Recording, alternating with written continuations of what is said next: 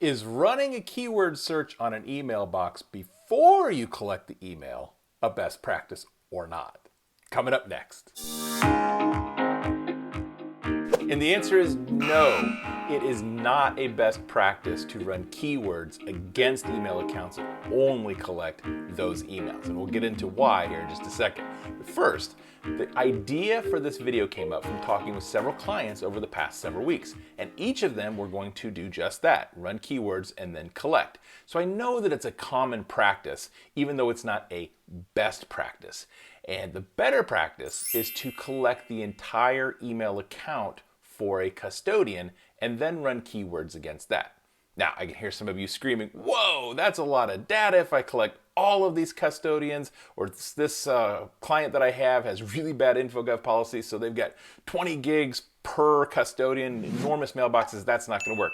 So a secondary way to do this is to date range restrict and then collect everything within those two dates. Some matters have a hard end and start, so it's easy to figure out what dates you should be collecting within. So collect everything first and then run the keywords against it. Now, the big problem with a lot of tools where you would run keywords against the email first and then collect is that those tools aren't necessarily very good. Even the tools that come with very popular software aren't that good. In fact, one of the big ones out there, I've seen experiments where they have a data set and they run the same search 3 times in a row, and each time, same data set, nothing's changed, they get different results.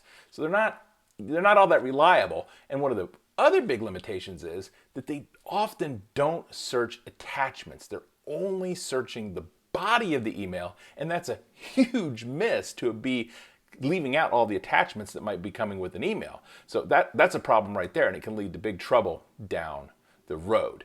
So that's the better way, is to collect the entire thing, then run your keywords against it, and you're going to get better results because it searches the attachments and it will tell you what it can't search, where the tools that come with the software oftentimes don't. They won't tell you that something's password protected.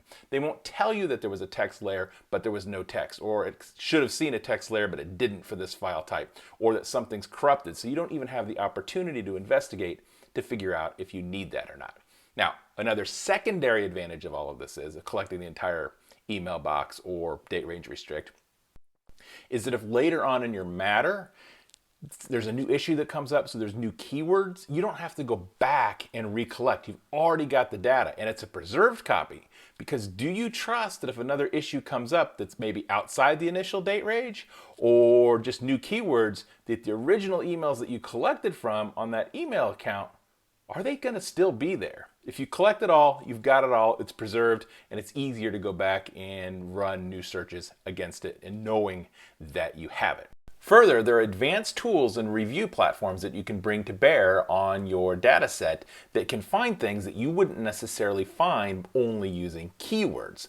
And I think a good way to present this is by way of an example. Let's say you're looking for football in your data set. So what keywords would you utilize? Well, I think first up, you're going to use football. And then I think the next obvious step is maybe the name of NFL teams or the word NFL, helmet, game, quarterback, receiver, other positions, things of that nature. Those would be keywords that would typically come to mind, I think.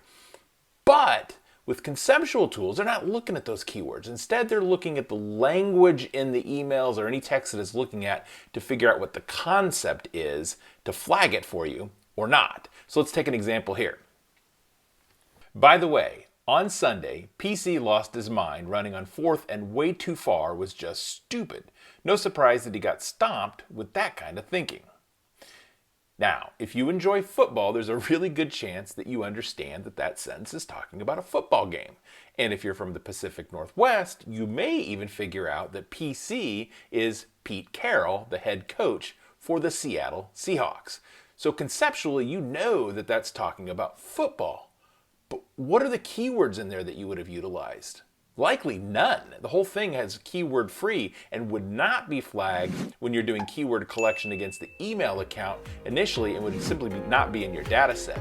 By collecting everything, it's in your data set to run these advanced conceptual tools against and be able to find it. So that's a huge plus for collecting everything and then running your searches against it after the fact. Now, of course, I want to hear from you, so leave your thoughts in the comments below. And as always, Thanks for watching.